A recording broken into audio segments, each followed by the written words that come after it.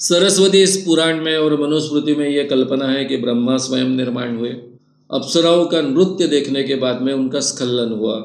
उसमें से अगस्त्य ऋषि जन्म पाए। अगस्त्य ऋषि ने जब नाच देखा अप्सराओं का, तो उसके स्खलन में से सरस्वती का जन्म हुआ और ब्रह्मा और सरस्वती के मिलन से मानव जात निर्माण हुई। ये भी एक कल्पना है। और पहले डार्विन जब तक हमें पता नहीं था तब तक इंसान कैसे पैदा हुआ, इस सवाल का तो जवाब देना आवश्यक था।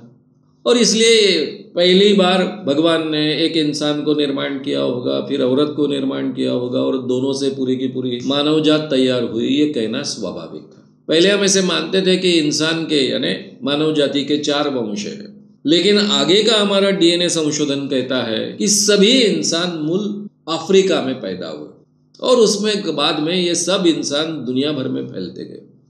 श्याम मानव चैनल को आपका समर्थन देने के लिए चैनल को जरूर सब्सक्राइब करें। चैनल के नोटिफिकेशन पाने के लिए बेल आइकन भी दबाएं। ज्वाला कश्यप, बिलासपुर, छत्तीसगढ़। इनका सवाल ऐसा है कि जब हिंदू धर्म ये मानता है कि सभी इंसान मनु और शत्रुपा के बच्चे हैं, तो फिर ये जातियां भिन्न भिन्न कैसे निर्माण हुई? भारतीय पुराणों में ये जेनेसिस की जो कल्पना है वो बहुत अलग अलग ढंग से आई है। इसलिए मनु और शत्रुपा के ये बच्चे हैं, ये जो आपने कहा वो एक जेनेसिस की कल्पना नहीं है। जैसे कि ओल्ड टेस्टामेंट में एक ही कल्पना है कि आदम हुआ, ईव हुआ और आदम ईव के संयोग से बाकी के बच्चे पैदा हुए। भारत में भिन्न भिन्न कल्पना है। सरस्वती इस पुराण में और मनुस्मृति में यह कल्पना है कि ब्रह्मा स्वयं निर्माण हुए। उन्होंने अप्सराओं का नाच देखा।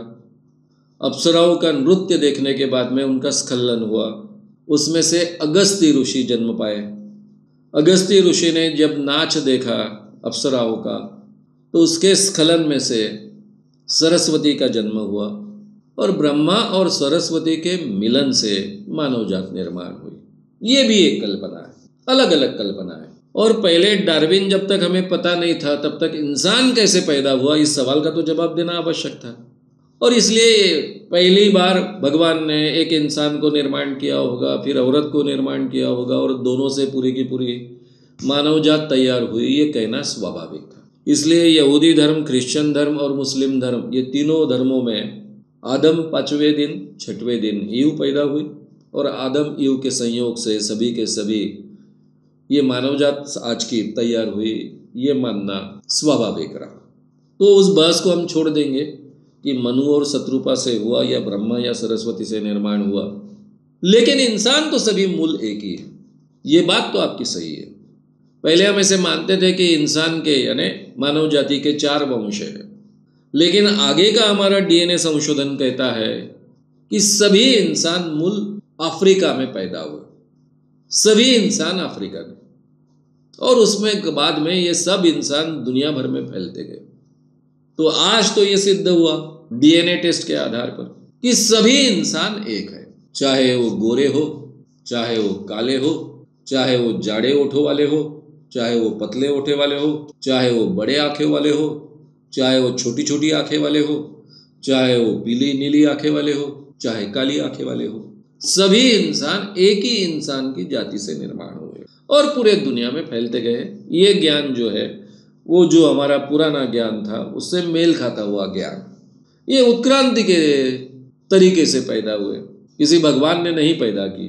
प्राणी जगत में परिवर्तन होते होते इंसान पैदा हुआ, पहले अफ्रीका में वो बढ़ा, बाद में दुनिया भर फैलता गया। जाति कैसे निर्माण हुआ भारत में खास कर इसके बारे में बहुत अलग अलग धारणा। इसकी कोई इतिहास लेखन की पद्धति नहीं है, इसलिए बहुत सटीक तरीके से कहना कठिन है कि पहले जैसे मनुस्मृति के समय में, मनुस्मृति का समय माना जाता है 2700 साल पहले से लेकर 2000 साल पहले तक का।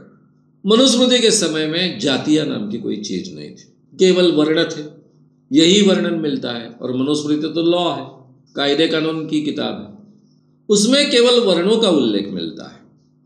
4 वर्ण है, ब्राह्मण, क्षत्रिय, वैश्य, शूद्र, और 5वें वर्ण का उल्लेख है वो यानी चांडाल। ब्राह्मण पुरुष का अगर संबंध आया या फिर उसने शादी की शूद्र स्त्री से, तो भी शुरुआत में तो वो तो ब्राह्मण ही पैदा होता था, यानी ब्राह्मण पुरुष है और शूद्र स्त्री है तो उसको होने वाले बच्चे पहले ब्राह्मण ही कहलाते थे। क्षत्रिय ने अगर शूद्र स्त्री से शादी की तो भी वो बच्चे क्षत्रिय कहलाते थे। वैश्य ने शूद्र स्त्री से शादी की तो भी वो बच्चे वैश्य कहलाते थे, यानी बाप का वर्ण उसे मिलता था। केवल प्रतिलोम अगर शादी होती है, ब्राह्मण लड़की ने अगर किसी शूद्र लड़के के साथ में शादी की तो ये प्रतिलोम शादी निषिद्ध थी। इसमें से पैदा होने वाला जो व्यक्ति होगा वो चांडाल होगा। और फिर ये चांडाल में अलग अलग ज्यादा चांडाल, अति चांडाल, अति चांडाल, यानी चांडाल लड़के के साथ में अगर किसी क्षत्रिय लड़की ने शादी की तो अति चांडाल, फिर उसको जो बच्चा हुआ उस लड़के के साथ में अगर किसी वैश्य स्त्री ने शादी की तो फिर अति चांडाल, चांडाल में ही अति चांडाल बनते गए। तो टोटल 5 वर्ण हुए, ब्राह्मण, क्षत्रिय, वैश्य, शूद्र।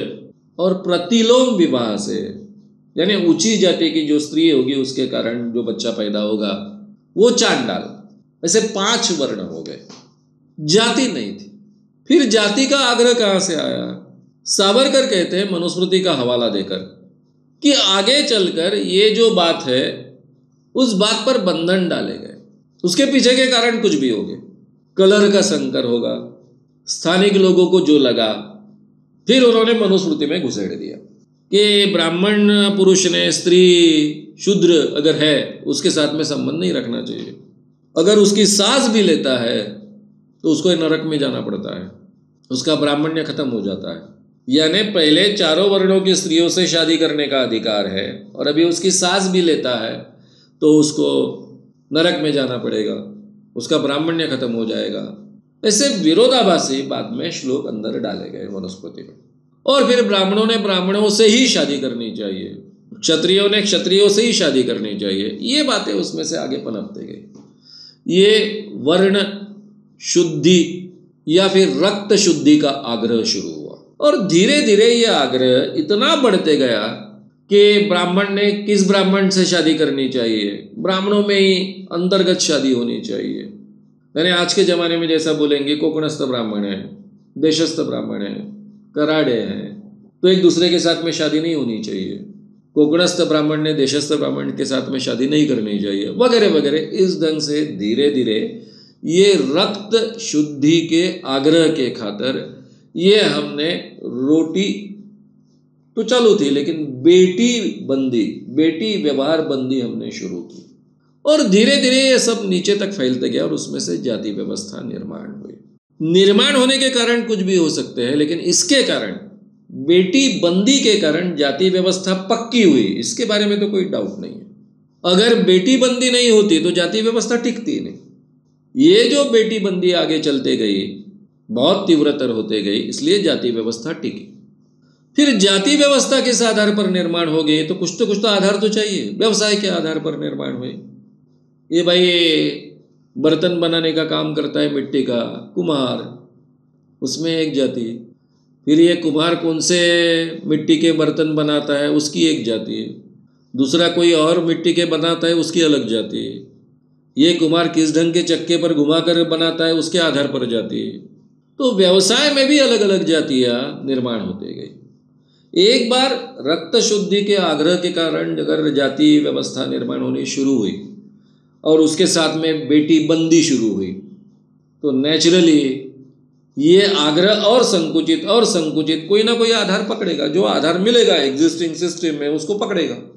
ये सब बातें सावरकर ने बहुत विस्तार से लिखी है। तो इस कारण जाति व्यवस्था बनी। हमारे देश में व्यवसाय के आधार पर जाति व्यवस्था आगे चलकर बनी, ये तो हमारे ध्यान में आता है। बेटी बंदी के कारण ये जाति व्यवस्था पक्की हुई, ये भी ध्यान में आता है। लेकिन वर्ण व्यवस्था का रूपांतरण कब जाति व्यवस्था में हुआ, ये समझना बड़ा मुश्किल है, क्योंकि इसकी इतिहास लेखन की परंपरा हमारे पास नहीं है। हम केवल एक गेस वर्क कर सकते हैं, अंदाज व्यक्त कर सकते हैं, और ये अंदाज इस ढंग से व्यक्त किया। बाबा साहब ने थोड़ा अलग ढंग से व्यक्त किया। आर्य अनार्य ये समीकरण रखकर व्यक्त किया। अब ये आर्य अनार्य के बारे में काफ़ी डाउट्स है, इसके बारे में काफ़ी सच है झूठ है, इसके बारे में चर्चा है। इसलिए कौन सी बात सच है ये आज के ज़माने में कहना बड़ा कठिन है। लेकिन हम केवल अंदाज व्यक्त कर सकते हैं। कुछ लोग गोरे थे, शायद ये गोरे लोग बाहर से आने की आवश्यकता है, दूसरे देशों में से आवश्यक नहीं है। गोरेले कहाँ होते हैं? गोरे लोग जैसे हिमालय के आसपास के लोग ज़्यादा गोरे होते हैं, नागपुर के आसपास के लोग ज़्यादा काले होंगे क्योंकि वहाँ बहुत गर्मी है, नेचुरली वहाँ के लोग ज़्यादा काले हैं। तो हिमालय के आसपास के लोग गोरे हैं, इधर के काले हैं।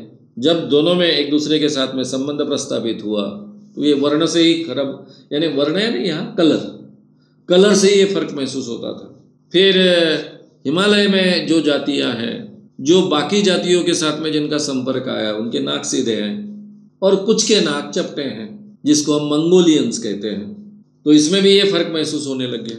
तो ऐसे कुछ आधार और फिर व्यावसायिक आधार संकुचित बनने की प्रक्रिया में, रक्त शुद्धि के आग्रह के कारण संकुचित बनने की प्रक्रिया में ये जाति व्यवस्था निर्माण हुई होगी, ऐसा हम कह सकते हैं। इसके कोई भी सटीक प्रमाण हमारे पास आज उपलब्ध नहीं है और ये जाति व्यवस्था तोड़ना बड़ा कठिन काम है। इसके लिए एक ही पर्याय है, बड़े पैमाने पर अंतरजातीय विवाह होना, और इसको सभी महापुरुषों ने बड़े पैमाने पर पुरस्कृत किया है, चाहे महात्मा गांधी हो, चाहे डॉक्टर बाबा साहेब आम्बेडकर हो, चाहे ज्योतिबा फुले हो, चाहे स्वतंत्र वीर सावरकर हो। सबने ही बड़े पैमाने पर अंतरजातीय विवाह को प्रोत्साहन देने का काम किया है। जिसको जिसको इस समाज में जाति व्यवस्था नहीं चाहिए, उसके सामने आज के ज़माने में एक ही पर्याय हो सकता है, जाति को ना माने और अंतरजातीय विवाह बड़े पैमाने पर कीजिए, तभी इस ढंग से बदलाव आ सकते हैं। श्याम मानव चैनल को आपका समर्थन देने के लिए चैनल को जरूर सब्सक्राइब करें। चैनल के नोटिफिकेशन पाने के लिए बेल आइकन भी दबाएं।